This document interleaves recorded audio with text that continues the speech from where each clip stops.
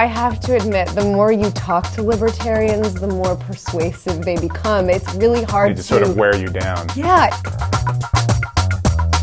Hi, I'm Ted Balaker with ReasonTV, and today I'll be speaking with filmmaker Christina Heller. Heller is the director of Libertopia, a documentary about the Free State Project. Find out how to see the film by visiting libertopiafilm.com and by becoming a fan of the movie on Facebook. Christina, give me a thumbnail sketch of what your film's about. Our film is about certain individuals involved with the Free State Project, which is this movement to get libertarians concentrated in a single state with a low population in order to create kind of a strong enough block of people that they can actually make some real change as far as freedom in a single state. We follow 3 people who are involved with the Free State Project on their journeys. Will the walker, he's a guy who's decided to walk cross country for the sake of liberty. This is Will Buchanan reporting for the Walk for Liberty. I'm trying to walk at least 21 miles a day now. Will decided that in order to gain some publicity for the Free State Project, he was going to walk from Oregon to New Hampshire. And then when he got to New Hampshire, it was going to be his move. So in the film, we actually literally follow Will across the United States. It takes a while for him to, he's a pretty sprightly walker and everything, but how could he pull this off financially even? Will was a pretty successful computer programmer, which incidentally, a lot of libertarians are computer programmers.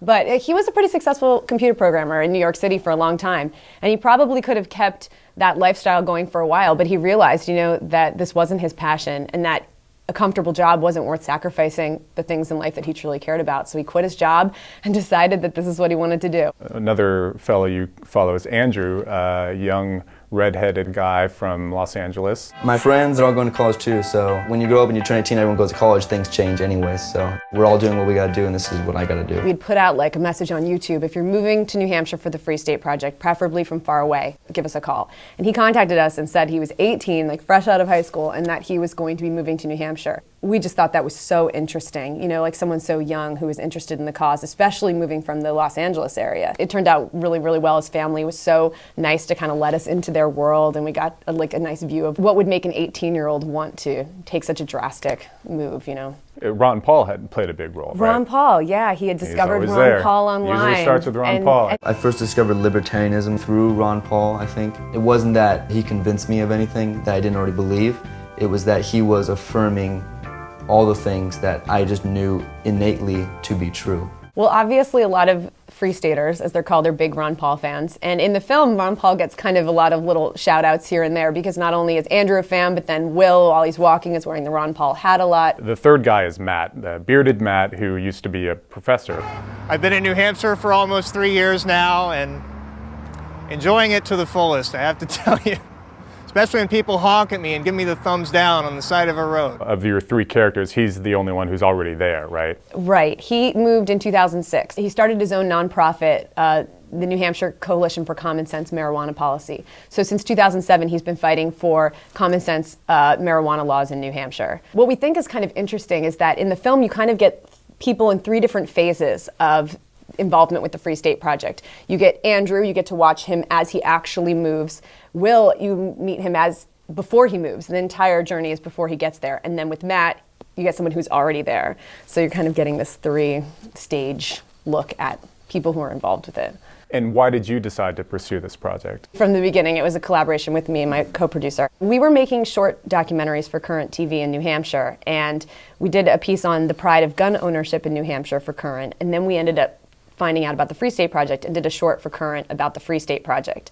And after we made our short, we realized that there was just so much more going on with this whole story that we decided to try to make a feature from it. So are you some flavor of libertarian? Well, it's interesting that you ask, because honestly, at first, I wasn't really a libertarian. At first, I was somebody who considered myself socially liberal, and I had never really considered a lot of the economic... So you're halfway there. Yeah, I would never really consider the economic side of things. And I have to admit, the more you talk to libertarians, the more persuasive they become. It's really hard to sort of wear you down. Yeah, it's really hard to deny how much sense it all makes. And so at this point, I think I'm kind of So can converted. we welcome you into the club? Yeah, I think so. All right, right on. Yeah. There's a lot of talk among libertarians about sometimes they have a reputation of being a little bit too argumentative. Did you find that to be the case? I'm frankly encouraged that they sort of brought you in. And Oh, no. I have to say, the media portrays libertarians a lot of times to be crazy. And every person that I met that was involved with the Free State Project was not only one of the smartest people I met, but like the nicest. These people who are just so like principled in their core that it manifests in every aspect of their life. I was really inspired by them, and that's part of the reason I wanted to do this story, is because I think that a lot of documentaries focus on what's wrong with the world, but I meet these people who are so nice, so passionate, so smart, who are and not cynical. They really believe that they can make change, and I decided that was worth, that was worth heralding. You mentioned media portrayals of libertarians. One of the more interesting parts of your film is when you show the open carry folks. Mm-hmm. And I think that's when a lot of people who aren't libertarians say, oh, see, whack job, whack job. But if you really are a libertarian, of course, you really believe in the non-initiation of force principle. And so someone who's really truly a libertarian is in a lot of ways the last person you should worry about. Totally. And you'll see there's a scene in the film where we show a bunch of Free Staters doing some target shooting. And in the beginning of the scene, they go over the gun safety rules the whole time. There's this emphasis on safety. They're very responsible gun owners, I found, for the most part. Your film is well timed because we're about at the decade mark of the Free State Project. It was kind of launched, 2001 by a Yale political scientist. Mm-hmm. The goal was to get, 20,000 folks to sign up? Where are we now? The original concept was that 20,000 would sign up and then they would all move. That way you didn't have to move unless you knew you had kind of like a band of compadres around you. But what happened was it was taking a lot longer to get everyone signed up. So eventually people were like, you know what, New Hampshire's a great place to live. I'll just move and get things started. So I think that there's maybe a little less than 1,000 people now in New Hampshire who've moved for the Free State Project. Libertarians are such a small part of the population in most states that you're never actually going to be able to break into the two-party system and make any change. Mm-hmm. But if you found a state with a low population like New Hampshire, there's only 1 million people in the whole state, plus it already has a liberty-leaning kind of mentality anyway, live free or die, that if you concentrate a bunch of activists, not just normal people, but activists in a state, that you could actually maybe see some progress. Have you seen any specific progress? Anything moving in the liberty direction? 12 Free Staters have actually been elected to office. And I think that that's pretty amazing, actually. Fish pedicures are still illegal there.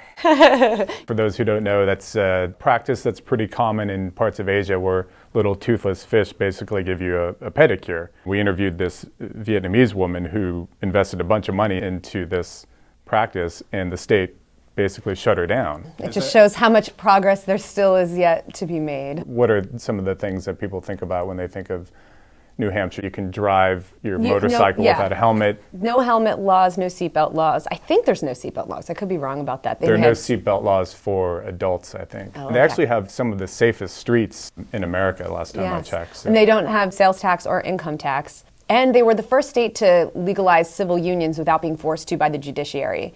So, I mean, they don't have gay marriage, but they were the first state that just passed it through the House, just said, yeah, this is the right thing to do, and went ahead with it. New Hampshire's a great state for liberty lovers, and I think that the more people like the Free Staters who move in, the more it'll just become. So the folks who are there, the Free Staters who are there, how do they regard the movement now? Are they thinking that it's better than they expected? Are they disappointed? Or is it all over the place in terms of opinion? The standard line that I get is that people who move to New Hampshire don't know why they didn't do it earlier. Everybody who moves there is actually really happy to be there, and I think is very optimistic about the project and its future.